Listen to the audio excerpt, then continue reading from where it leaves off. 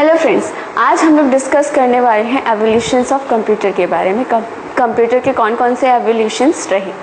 तो हम लोगों ने पिछली क्लास में जैसे कि डिस्कस किया था कि कंप्यूटर का नाम कंप्यूटर ही क्यों पड़ा और computer as a calculating device बनाया गया था। कंप्यूटर के यूज़ किन फील्ड में किए जाते हैं, कंप्यूटर की कैरेक्टरिस्टिक्स क्या क्या हैं। इसके बाद नेक्स्ट हम लोग पढ़ेंगे एवोल्यूशंस ऑफ कंप्यूटर।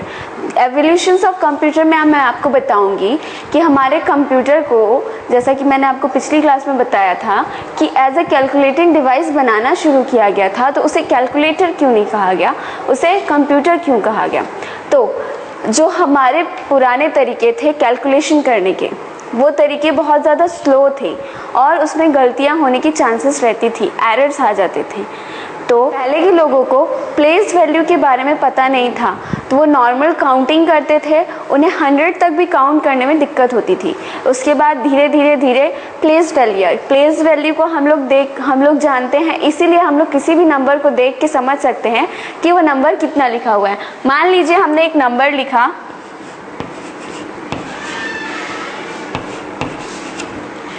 नंबर लिखा, तो हम लोग इसे इजीली पढ़ के बता सकते हैं कि ये लिखा हुआ है 73,415। तो हमें ये कैसे पता चला कि 73,415 ही लिखा हुआ है, क्योंकि हमें इसकी प्लेस वैल्यू पता है। ये 1s प्लेस है, ये 10s प्लेस है, ये 100 प्लेस है, ये 1000 प्लेस है, ये 10,000 प्लेस है। इसीलिए हम लोगों ने सिर्फ उस नंबर को देखकर ही बता दिया कि वो नंबर कितना लिखा हुआ है। इस चीज़ को डेवलप होने के बाद अब हम लोगों को ऐसे कैलकुलेशन डिवाइस की ज़रूरत थी जो बड़े नंबर का कैलकुलेशन ईजिली कर सके, क्योंकि जो मैनुअल मेथड था वो बहुत ज़्यादा स्लो था और उसमें एरर आने के चांसेस रहते थे, एरर आ जाते थे। अगर मान लीजिए कैलकुलेशन करते टाइम कहीं पर भी एक नंबर इधर से उधर हुआ, तो जो आउटपुट होता, जो रिज़ल्ट होता था, वो गलत आता था। इसलिए हमारे जो साइंटिस्ट हैं उन्हें कुछ ऐसी मशीन को इन्वेंट करना था जो हमारे लिए कैलकुलेशन कर सके। तो इस कड़ी में सबसे पहला नाम जुड़ा अबेकस का। अबेकस को मेसोपोटामियंस ने 300 BC में डिस्कवर किया। इसको आजकल के जो यंग चिल्ड्रन है, छोटे बच्चे हैं, उनको खेलने के लिए हम लोग देते हैं। जो छोटे बच्चे हैं उनको काउंटिंग सिखाने के लिए अबेकस का यूज़ किया जाता है। अबेकस एक रेक्टेंगल शेप का बॉक्स होता है जिसमें 10 रॉड्स लगे होते हैं और हर रॉड को 2 सेक्शन में डिवाइड किया जाता है। फर्स्ट सेक्शन में हर रॉड में 2 बिट्स होते हैं, सेकेंड सेक्शन में हर रॉड में 5 बिट्स होते हैं और इसको ऊपर नीचे खिसका करके हम लोग कैलकुलेशन करते हैं। तो हम लोग अबेकस को देख लेते हैं। सबसे पहला हम लोगों ने क्या पढ़ा, अबेकस। ये है अबेकस। अबेकस एक, जैसा कि मैंने आपको बताया, रेक्टेंगल शेप का बॉक्स होता है जिसमें 10 रॉड्स होती हैं और हर रॉड को 2 सेक्शन में डिवाइड किया जाता है और सभी रॉड में ऊपर वाले सेक्शन में 2 बिट्स होते हैं और नीचे वाले सेक्शन में 5 बिट्स होते हैं। और इन बिट्स को ऊपर नीचे खिसका करके बच्चों को काउंटिंग सिखाई जाती है और अबेकस का यूज़ करके ही जो हमारे पुराने लोग थे वो कैलकुलेशन करते थे। जब मान लीजिए अगर हमें 5 लिखना है तो हमने 1 2 3, मान लीजिए हमें 5 लिखना है तो हमने 1 2 3 4 5 बिट्स ऊपर किए। जैसे ही हमारा पांचों बिट्स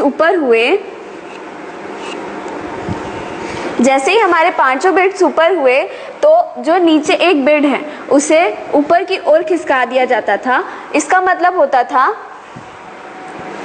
कि जो वैल्यू है वो 5 लिखी गई। सेकेंड हम लोग देखते हैं कि अबेकस के बाद एवोल्यूशंस ऑफ कंप्यूटर में दूसरा नाम कौन सा जुड़ा। सेकेंड नाम जुड़ा नेपलर्स लॉग्स एंड बोन्स। इसे जॉन नेपलर्स ने 1670s में डेवलप किया था। इन्होंने ही लॉगरिदम के आइडिया को प्रेजेंट किया। इसमें 10 स्टिक्स होती थी, 10 स्टिक होती थी जिसके ऊपर 0 से 9 तक 10 स्टिक्स होती थी जिसके ऊपर 0 से 9 तक नंबर लिखा हुआ रहता था और उसमें स्पेशल एक 11th रॉड रहती थी, एक 11th स्टिक रहती थी जिसके ऊपर भी 0 से लेकर 9 तक नंबर लिखे हुए रहते थे और उस 11th रॉड का यूज़ कैरी को रखने के लिए, कैरी को होल्ड करने के लिए किया जाता था। नेप्सलर लॉग और बोन्स का यूज़ एडिशन और मल्टीप्लिकेशन दोनों के लिए यूज़ किया जाता था। इसे जॉन स्नैपलर्स ने डेवलप किया था। इसमें स्टिक्स या रॉड्स, हम लोग कुछ भी बोल सकते हैं क्योंकि वो लकड़ी के टुकड़े होते थे जिसके ऊपर 0 से 9 तक नंबर लिखे हुए रहते थे। उसे एक साथ सेट करके रखा जाता था और उसके बाद उसमें कैलकुलेशन की जाती थी। इस सीरीज़ में नेक्स्ट कैलकुलेटिंग मशीन आई पास्कलाइन, जिसे बेसिल पास्कल जो एक फ्रेंच मैथमेटिशियन थे, उन्होंने 1642 में इसे डेवलप किया था। इसमें फर्स्ट टाइम ये एक ऐसी मशीन थी जिसमें फर्स्ट टाइम गियर्स का यूज़ किया गया था, रोटेटिंग हेड व्हील्स का यूज़ किया गया था। तो नेक्स्ट हम लोग पढ़ रहे हैं पास्कलाइन। नेक्स्ट हम लोग देख रहे हैं पास्कलाइन, जिसे बेसिल पास्कल जो एक फ्रेंच मैथमेटिशियन थे, उन्होंने इन्वेंट किया था इन 1642 में इसे डेवलप किया गया था। फर्स्ट टाइम किसी कैलकुलेटिंग मशीन में गियर का यूज़ किया गया था। गियर का यूज़ किया गया इस मशीन में 5 रॉड्स लगे होते थे जो एक दूसरे से कनेक्टेड रहते थे और यहाँ पे उसका रोटेटिंग हेड रहता था। सभी में यहाँ पर ऊपर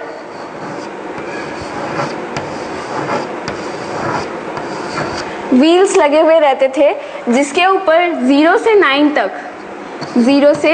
9 तक नंबर लिखे हुए रहते थे। इस रोटेटिंग हेड से रोटेट करने पर फर्स्ट वाला जो व्हील है वो रोटेट होके 0 से 1 पे आता, 1 से 2 पे, 2 से 3 पे, 4, 5, 6, 7, 8, 9। जब वो 9 पे पहुंच जाता तो फिर से अगर उसे रोटेट किया जाता तो वो फिर से 0 पे आता। जब वो 0 पे आता तो नेक्स्ट वाले रॉड की हेल्प से जो नेक्स्ट व्हील है वो रोटेट होके 0 से 1 पे आ जाता। इसी को हम लोग बोलते हैं क्लॉक कॉन्सेप्ट। पास्कलाइन में क्लॉक कॉन्सेप्ट को भी यूज़ किया गया। जैसे कि हम लोग जानते हैं एक घड़ी है, उसके 3 हैंड होते हैं। सेकंड वाला जो हैंड है वो जब तक अपना राउंड कंप्लीट नहीं करता है तब तक मिनट वाला हैंड अपनी जगह पर रुका रहता है। जैसे ही उसका राउंड कंप्लीट होता है और वो दूसरा राउंड स्टार्ट करता है, उसी टाइम पर जो मिनट वाला हैंड है वो अपने प्लेस से एक प्लेस आगे खिसक जाता है। उसी तरह जब मिनट वाला हैंड अपना एक राउंड कंप्लीट कर लेता है तो आवर वाला हैंड अपने प्लेस से एक प्लेस आगे बढ़ जाता है। उसी कॉन्सेप्ट को इसमें भी फॉलो किया गया। इसमें 0 से 9 तक व्हील रोटेट हो जाने के बाद फिर से 0 आने पर जो नेक्स्ट वाला व्हील है, नेक्स्ट वाला रॉड की हेल्प से व्हील रोटेट हो जाता था और 0 से 1 पे आ जाता था। जब ये पूरा 0 से लेकर 9 तक रोटेट हो जाता था तो नेक्स्ट वाला व्हील 0 से 1 पे आ जाएगा। इसी तरीके से सारे जो रॉड्स है, रॉड की हेल्प से ये व्हील रोटेट होते थे। इसमें यहाँ पर गियर लगा रहता था जो जैसे ही हम फर्स्ट व्हील को रोटेट करते थे और वो अपना एक साइकिल कंप्लीट करता था तो सेकेंड साइकिल को ऑटोमेटिकली रोटेट कर देता था। किन किन चीज़ों का यूज हुआ है? गियर्स का, व्हील्स का, रॉड्स का,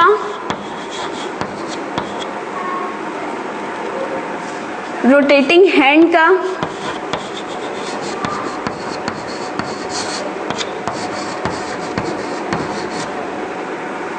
इन सारी चीज़ों को यूज़ करके पास्कलाइन मशीन बनी थी। ये कंपैरेटिवली अबेकस और नेप्सलर लॉग्स एंड बोन्स के कंपैरिजन में ज़्यादा स्पीडली काम कर सकती थी और कम समय में रिजल्ट दे सकती थी। इस कड़ी में, इस सीरीज़ में नेक्स्ट जो नाम आया वो था जैकवार्ड लूम्स का। इस सीरीज़ में नेक्स्ट नाम आया जैकवार्ड लूम्स का। जैकवार्ड लूम्स के इन्वेंटर थे जोसेफ जैकवार्ड। इन्होंने जैकवार्ड लूम को इन्वेंट किया इन 1801। इन्होंने एक हिस्टोरिक इन्वेंशन किया। हिस्टोरिक इन्वेंशन जैकवार्ड लूम्स को इसलिए भी कहा जाता है कि फर्स्ट टाइम जोसेफ जैकवार्ड ने एक ऐसा मशीन इन्वेंट किया था जो स्टोरेज मतलब डेटा को या फिर हमारे इंफॉर्मेशन को स्टोर कर सकता था। स्टोर करने के बाद उसे फिर उसका रिजल्ट प्रोड्यूस करता था। तो इस कॉन्सेप्ट को जोसेफ जैकवार्ड ने इन्वेंट किया। तो स्टोरेज के लिए जो उन्होंने चीज़ यूज़ की, इंफॉर्मेशन को स्टोर करने के लिए जिस चीज़ को यूज़ किया उसे हम लोग जानते हैं पंच कार्ड के नाम से।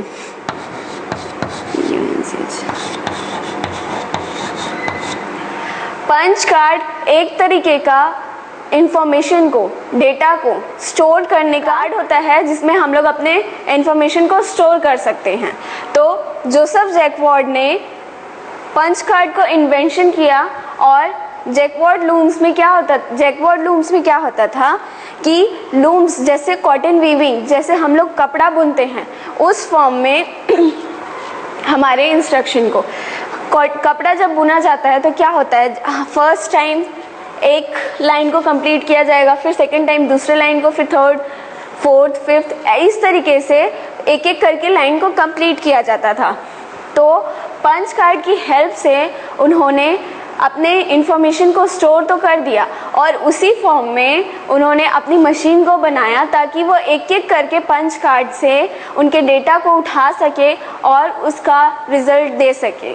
तो ये एक हिस्टोरिक इन्वेंशन था क्योंकि फर्स्ट टाइम इन्वेंटर ने एक ऐसी मशीन को डेवलप किया था जिसमें हम लोग अपने इंफॉर्मेशन को स्टोर कर सकते थे। इस सीरीज़ में नेक्स्ट नाम आया defence engine and analytical engine का। इसका इन्वेंशन चार्ल्स बाबेज ने 1833 में किया था। इनको हम फादर ऑफ कंप्यूटर के नाम से भी जानते हैं। इनको फादर ऑफ कंप्यूटर का नाम क्यों दिया गया ये आपको समझ में आ जाएगा, मैं आपको बताती हूँ। इन्होंने फर्स्ट टाइम सेंट्रल प्रोसेसिंग मतलब सीपीयू का जो कॉन्सेप्ट था उसे बनाया, सेंट्रल प्रोसेसिंग के कॉन्सेप्ट को बनाया। और जो हमने पिछले टॉपिक में पढ़ा था पंच कार्ड, जिसमें हम लोग अपने इंफॉर्मेशन को स्टोर कर सकते थे, उन्होंने इस कॉन्सेप्ट को और थोड़ा डेवलप किया और जो स्टोर्ड इंफॉर्मेशन है उसको हम कैसे चेंज कर सकते हैं, उसमें कैसे मॉडिफिकेशन कर सकते हैं उसको बताया। नेक्स्ट उन्होंने बताया कि हम लोग कैलकुलेशन के लिए कैसे इनपुट ले सकते हैं और कैसे आउटपुट दे सकते हैं। इनपुट और आउटपुट मतलब जब हम लोग किसी इंफॉर्मेशन को, किसी भी नंबर को कैलकुलेट करने के लिए देते हैं। आउटपुट मतलब जब उस नंबर का कैलकुलेशन होने के बाद जो रिजल्ट आता है उसे हम लोग यहाँ पर आउटपुट बोलेंगे। तो जब हम लोगों ने इनपुट दिया तो हम लोगों ने उसे स्टोर किया और जब उसका आउटपुट मिला मतलब उसका रिजल्ट मिला तब वो भी स्टोर था। तो इसीलिए हम लोग बाबेज को फादर ऑफ कंप्यूटर के नाम से जानते हैं। जो हमारे मॉडर्न कंप्यूटर हैं उनकी नींव मतलब बेस एनालिटिकल इंजन और डिफेंस इंजन के कॉन्सेप्ट को लेकर के बना है, क्योंकि सेंट्रल प्रोसेसिंग का कॉन्सेप्ट उन्होंने बता दिया था, इनपुट आउटपुट उन्होंने बता दिया था और डेटा को स्टोर करने का, डेटा को कैसे हम लोग स्टोर कर सकते हैं, कैसे मॉडिफाई कर सकते हैं, ये भी उन्होंने हमें बता दिया था। इसीलिए बाबेज हमारे कंप्यूटर के इन्वेंटर हैं। इस तरीके से हमारा कंप्यूटर इन्वेंट हुआ फर्स्ट टाइम। और जो ये हमारा डिफेंस लिख लेते हैं कि इसको इन्वेंट किसने किया और कब किया। ये है एक छोटी सी इंफॉर्मेशन डिफेंस इंजन और एनालिटिकल इंजन के बारे में, जिसमें बाबेज ने कौन कौन से कॉन्सेप्ट को बताया। ये मैंने आपको बताया है, memory storage, input output, information को कैसे मॉडिफाई करना है और चार्ल्स बाबेज को फादर ऑफ कंप्यूटर क्यों कहा जाता है। इसके बाद हम लोग नेक्स्ट पढ़ेंगे मार्क वन कंप्यूटर। नेक्स्ट हम लोग देख रहे हैं मार्क वन कंप्यूटर।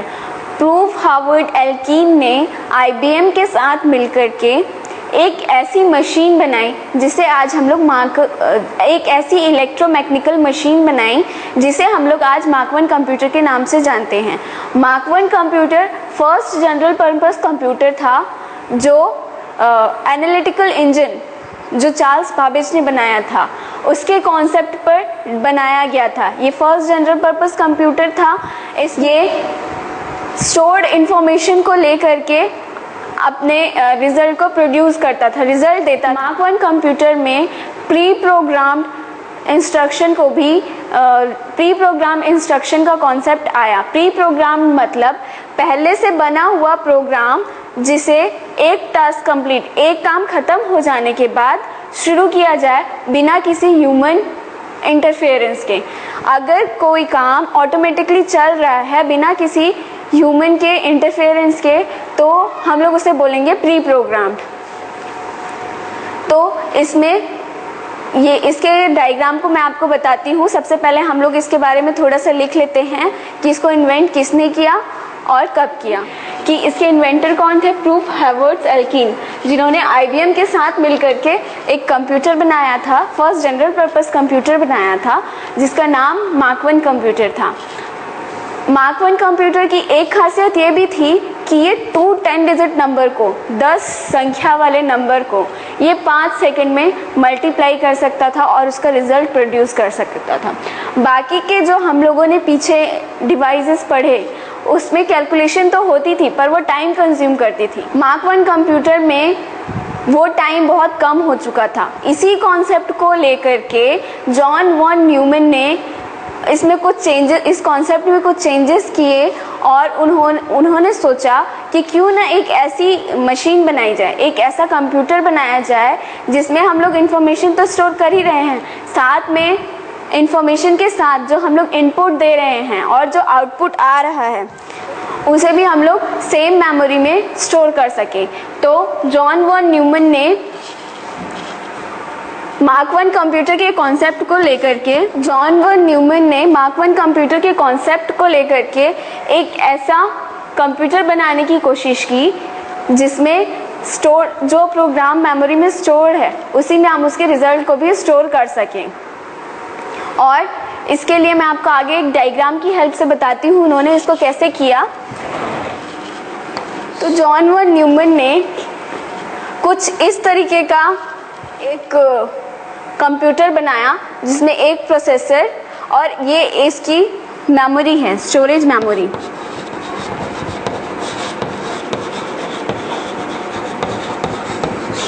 ये उसका स्टोरेज मेमोरी है जिसे जहाँ पर प्रोग्राम या इंस्ट्रक्शन के साथ में हमारा जो डेटा था, जो आउटपुट था, उसको हम लोग सेम मेमोरी में स्टोर करके रख सकते थे।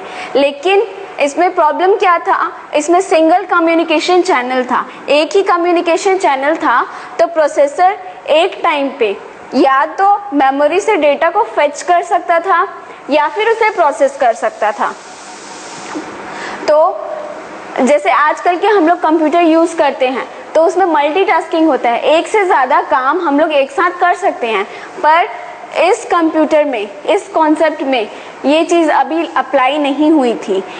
इसमें सबसे बड़ा डिसएडवांटेज यही था कि इसमें सिंगल कम्युनिकेशन चैनल होता था जिसकी वजह से हम लोग एक टाइम पे या तो इसमें स्टोर्ड मेमोरी से, स्टोरेज मेमोरी से डेटा को फेच कर सकते थे, डिकोड कर सकते थे या फिर उसे प्रोसेस कर सकते थे और उसका आउटपुट को सेव कर सकते थे। और इस प्रोसेस को हम लोग जानते हैं कि जो भी प्रोसेस होता है वो सीक्वेंशली एग्जीक्यूट होता है। सबसे पहले हमारा जो कंप्यूटर है वो स्टोरेज मेमोरी से इंफॉर्मेशन को लेगा, उसके बाद उसे प्रोसेस करेगा और उसके बाद उसका आउटपुट को स्टोर मेमोरी में फिर से सेव करेगा। तो किसी भी एक इंफॉर्मेशन को उसे प्रोसेस करने में टाइम लगता था। क्योंकि सिंगल कम्युनिकेशन चैनल है तो सबसे पहले वो इंफॉर्मेशन को लेता था, प्रोसेस करता था और फिर से स्टोरेज मेमोरी में स्टोर करता था। तो जब तक ये पूरा प्रोसेस कंप्लीट नहीं हो जाता था तब तक हमारा जो कंप्यूटर था वो दूसरा काम नहीं कर सकता था। तो ये इसका डिसएडवांटेज था। इस पर और आगे काम किया गया। इसके बाद हमारे और दूसरे कंप्यूटर एडवेक आया, फिर उसके बाद यूनिवेक आया। इन सब कंप्यूटर में इन कमियों को दूर किया गया और हमारे जो आज हम लोग कंप्यूटर यूज़ करते हैं उसमें मल्टीटास्किंग होती है, वो उसकी कमी हमें यहीं से पता चली और मल्टीटास्किंग के कॉन्सेप्ट को इसके बाद वाले कंप्यूटर में लाया गया। तो आज की क्लास हम लोग यहीं ख़त्म करते हैं। इसके नेक्स्ट क्लास में हम लोग पढ़ेंगे जनरेशन्स ऑफ कंप्यूटर, कि कंप्यूटर के फर्स्ट जनरेशन में कौन सी कंप्यूटर आए, सेकंड जनरेशन में कौन सी कंप्यूटर आए, कंप्यूटर के कितने जनरेशन्स हैं और किस जनरेशन में कौन सा स्टोरेज डिवाइस यूज़ किया गया। इसे हम लोग इन सब चीज़ों को हम लोग पढ़ेंगे नेक्स्ट क्लास में। Thank you.